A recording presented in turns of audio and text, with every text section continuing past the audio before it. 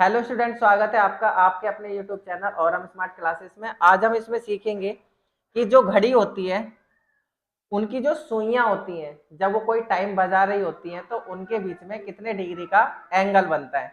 तो इसी टाइप के आज क्वेश्चन सीखेंगे और उनकी जानेंगे शॉर्ट ट्रिक। तो सबसे पहले हमारी स्क्रीन पर आता है क्वेश्चन कि अगर आपके सामने एक घड़ी दे रखी है और बोला गया है कि इसके घड़ी में आपको 3 बजा हुआ है और आपसे पूछा है कि आप बताइए कि इस टाइम के बीच में कितने डिग्री का एंगल बना हुआ है।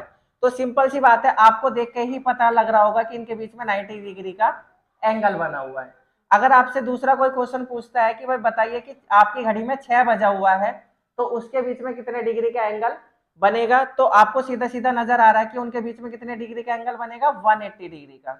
अगर आपसे पूछा जाता है कि आपकी घड़ी में 9 बजा हुआ है तो उसके बीच में कितने डिग्री का एंगल बनेगा, तो आपको फिर भी क्या करना है, आपको साफ साफ दिखाई दे रहा है कि 90 डिग्री का एंगल बनेगा।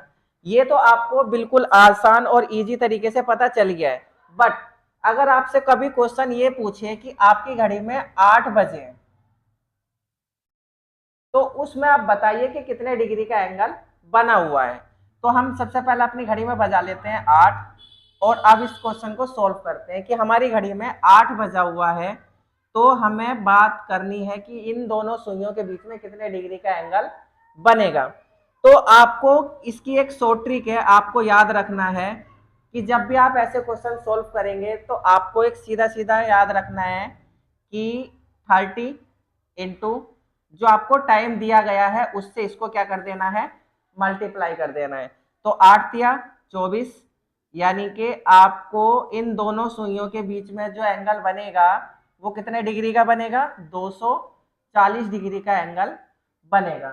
ऐसे ही अगर आपसे पूछा जाए कि क्वेश्चन आपका, अगर नेक्स्ट क्वेश्चन देखें कि ये आपको पता ही है कि एक के बीच में आपको कितने का एंगल बनेगा, 3 के बीच में, 6 के बीच में मैंने आपको बता ही दिया है कितने का बनेगा।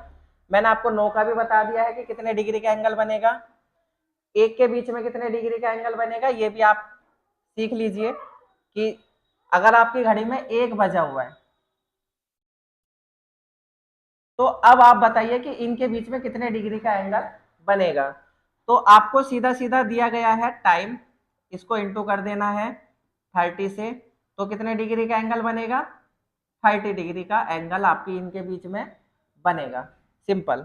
लेकिन आपके सामने अब ट्विस्ट ये आता है कि अगर आपको क्वेश्चन दिया गया है कि 1 बज के 20 मिनट, आपको क्या दिया गया है, 1 बज के 20 मिनट आपकी घड़ी में टाइम हो रहा है, 1 बज के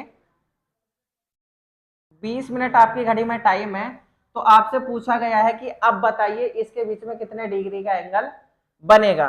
तो आपको कुछ नहीं करना है, जो अभी तक आप करते हुए आ रहे हो, 30 इंटू दिया गया समय आपको 1 है, उसके बाद में माइनस जो ये टाइम दिया गया है, जो मिनट दी गई है, यानी जो 20 मिनट आपको दी गई है, इस मिनट को माइनस करके आपको क्या करना है, 20 इंटू 11/2, यानी 11/2 से इसको मल्टीप्लाई कर देना है। तो देखिए इन दोनों के बीच में मल्टीप्लाई करके 30 आया, माइनस 2 × 1 = 2, 2 × 10 = 20। अब आपका इससे इंटू करेंगे तो 110 आ जाएगा।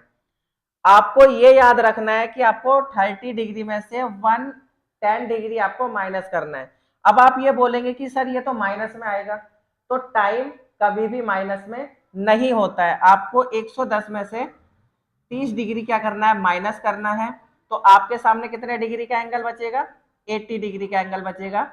तो आपको ये याद रखना है कि इसके बीच में कितने डिग्री का एंगल बनेगा, 80 डिग्री का एंगल बनेगा। नेक्स्ट क्वेश्चन की तरफ चलते हैं। आपकी घड़ी में अगर दिया हुआ है कि 3 बज के 40 मिनट, आपसे पूछा है कि आपकी घड़ी में 3 बज के 40 मिनट हो रखा है, तो अब बताइए कि आपकी घड़ी में इन दोनों के बीच सुइयां कितने डिग्री का एंगल बनाएंगी। तो आपको कुछ नहीं करना है, 30 × 3, आपको जो दी गई मिनट है उसको आपको इंटू करना है 11/2 से।